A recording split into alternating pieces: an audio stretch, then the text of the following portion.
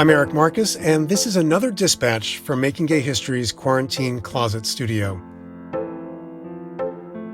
I'm recording this introduction 6 weeks since my partner Barney and I began sheltering in place at our home in New York City.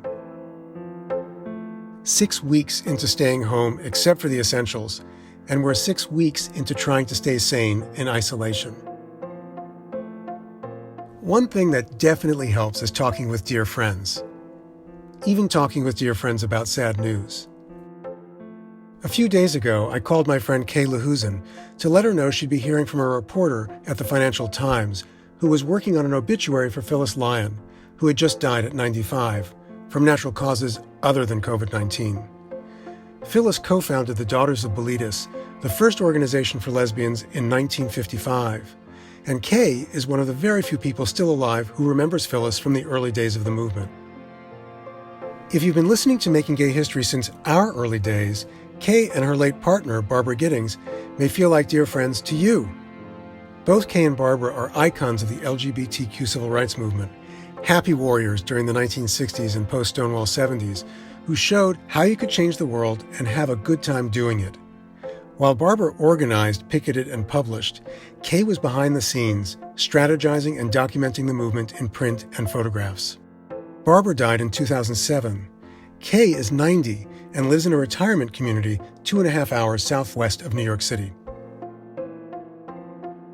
When I spoke with Kay about the Financial Times reporter, she had just finished having lunch on a tray in her room. While there are no reported cases of COVID-19 at the place where she lives, the management is understandably taking no chances. So the main dining room is empty, which means a very special dinner group is suspended until further notice. We have a gay dinner table. Once a month, we meet in the main dining room, and I take along this little gay flag and the American flag, and I would put that in the middle of the table, plant our flag. That's Kay telling me about her gay table. I want to take you back to an evening of friendship and pride with some incredible LGBTQ elders, Kay and her friends, who I had the privilege of joining at the gay table for dinner on March 26, 2018. Such a happy memory. So let's go back to a time when we thought nothing of getting on a train to visit an old friend. All aboard.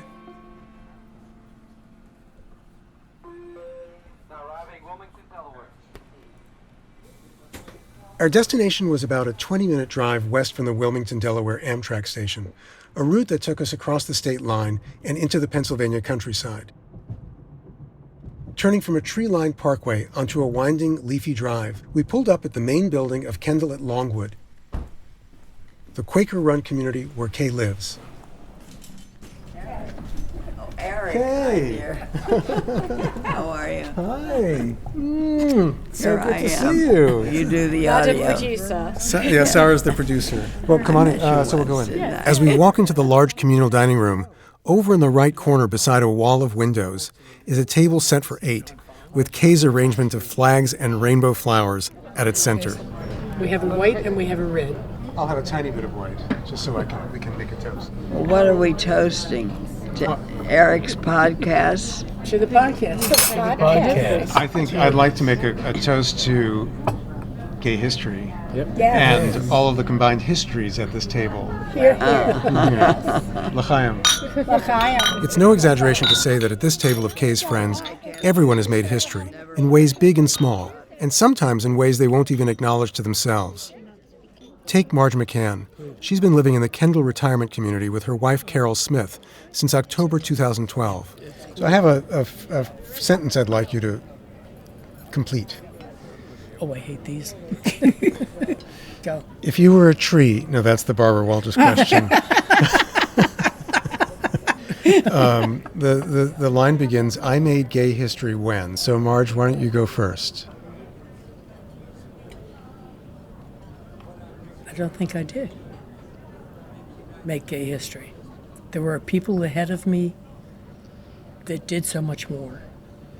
As a matter of fact, in the mid-1960s, Marge was the secretary of the Daughters of Bilitis, the first organization for lesbians, founded in 1955, and she gave a speech at the conference of the East Coast homophile organizations after asking attorneys general in every state about the legal status of gay people. That conference took place in September 1965. That's 4 years before Stonewall. There were 7 people in the world who were active then, okay? And all the rest was done with mirrors. So there's a photo of that ECHO conference with Shirley Willer standing in the middle. Is that the ECHO conference I'm thinking of? Yeah. Are you in that picture? If I recall correctly, in a dress. You are. Okay. How did that happen? That's what you wore in those days, Okay. particularly DOB. We were exceedingly conscious of behaving like ladies so as to be more accepted. It was harder for some of us. Marge and Carol have been together for 27 years. Carol says that her historic moment came in 1992. That's when news of her and Marge's commitment ceremony made the Sunday paper in their hometown of Philadelphia, where Carol was a teacher. I went into school Monday morning, and the principal called me down. And I thought, oh, God. Gird your loins, girl, just do it. And I went to the principal's office, and he was a big, tall Irishman, Joe Sweeney. And he said, first, congratulations. And second, if you need me, call me. Well, as high school children will, I was the buzz. And so I said to my class, yes, I am a lesbian. Yes, my children know I am a lesbian. And if any of you have any questions, as long as you're not going to ask me what I do in the bedroom, I will stay after school every day this week, and we will talk. And several kids came. And I think I helped them along their way. I told them about the attic. I provided some other resources for them. That's something. Yeah, that is definitely something. So that they didn't necessarily have to have the same struggle I had. I'm Colin Johnston. John Fong. These two have been together for 47 years, which to me feels pretty historic in its own right. But there's more. I made gay history when we were the first gay couple to have a blessing service in an Episcopal monastery.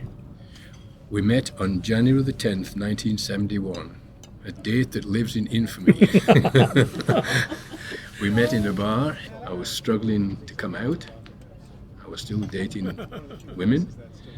And I was studying for an exam. And I got tired of studying. Saturday night, I went down to my local gay bar for a beer.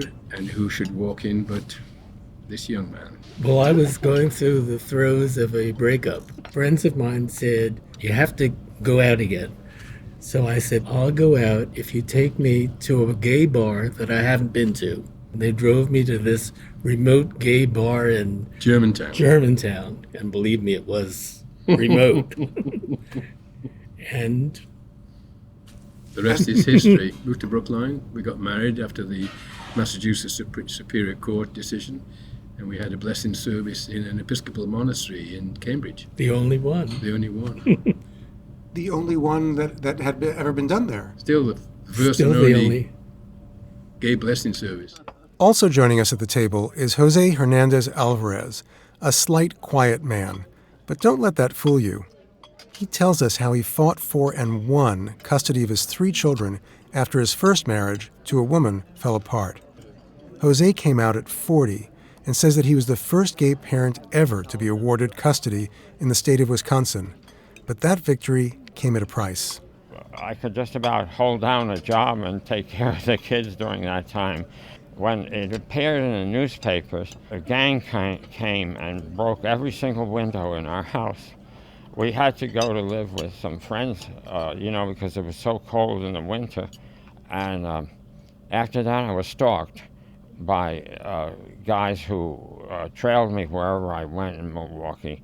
And unfortunately, the people I worked with at the sociology department there in the University of Wisconsin, they said, we need you too much to let you go on the basis of your troubles here in Milwaukee. So move to Chicago in secrecy Don't give anybody your telephone number or your address. Keep that absolutely secret and commute between the two cities to do your job.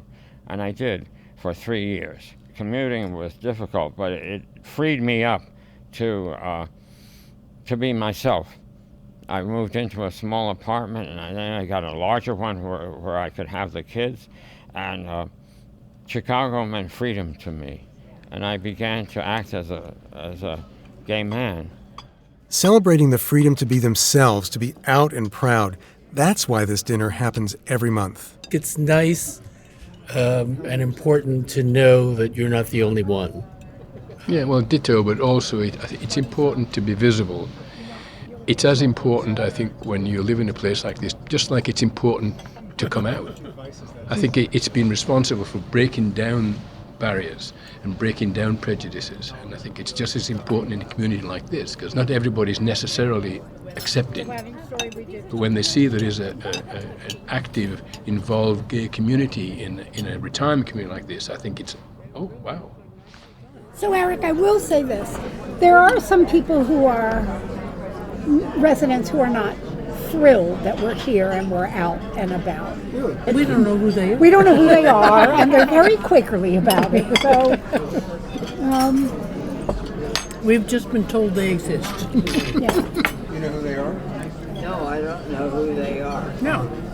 Well, I imagine the one guy that puts on Fox News in the fitness center might be one of them.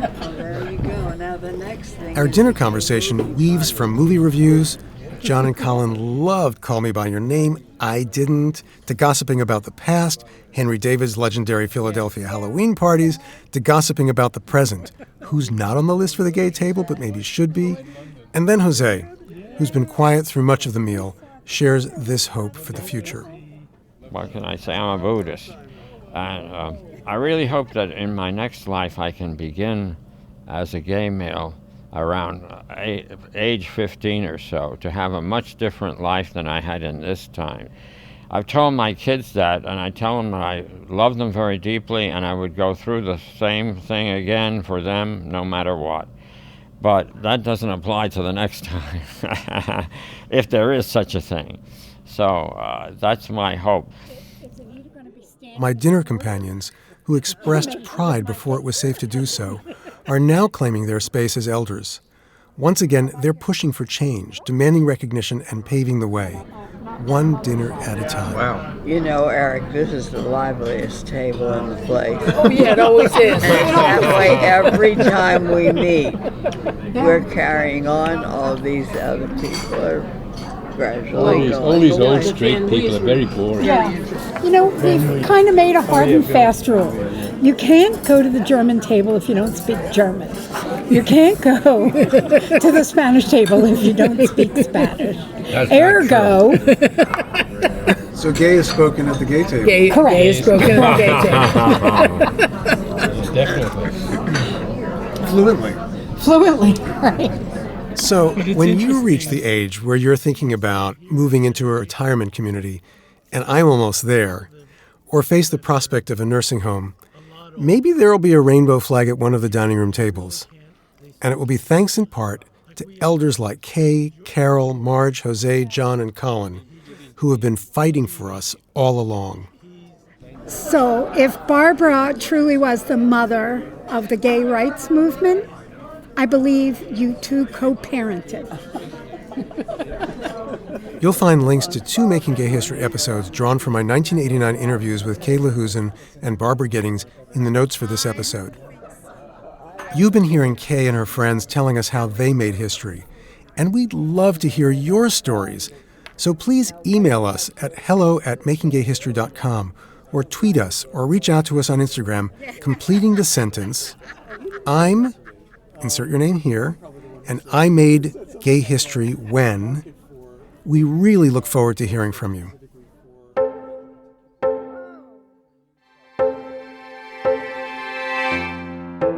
I've been asking you to write to me to tell me which episodes from the Making Gay History archive have been meaningful to you. Tim McLean from Maryland responded that, quote, Kay Lahusen's Gay Table is my inspiration, which I listened to in the midst of COVID-19 self-isolation. Tim's note is part of the reason we decided to bring you this episode. Tim went on to complete the sentence, I made gay history when? I, Tim McLean, made gay history when I sat at my laptop today, typed this email, and hit send. I am not a leader of anything, an activist of anything, or a maverick in any part of gay history. I am a complete coward compared to the amazing, courageous stories you share. Just saying the words, I am gay, does not come easy for me. He continues, so for all the people who still struggle today, in whatever capacity, with making a mark with your own LGBTQ situation, you are my gay history heroes, simply because I can relate. I, like you, make gay history all by my lonesome. Tim, I've been thinking about what you said, and I think that all of us who are able to acknowledge to ourselves our true natures and live our lives as openly as we're able to are making gay history every day. Thanks, Tim, for writing. Thank you also to our listeners who have recently made donations to support Making Gay History, so we can continue sharing these stories that have the power to inspire. I know that many people are struggling financially, so I'm especially grateful to donors like Scott Kirkham from Pennsylvania. We're also extremely grateful to the Jonathan Logan Family Foundation for choosing to support Making Gay History's mission for another year, and grateful as well to Barbara Rabb, the Foundation's senior advisor. Thank you. This special episode of Making Gay History was produced by Sarah Birmingham with assistance from Josh Gwynn. A very special thank you to Carol Smith for her help and for hosting us at Kendall at Longwood. And thank you to Inga Detaya, Making Gay History's Deputy Director, for handling all the post-production work to get our episodes out to you. So long. Stay safe. Until next time.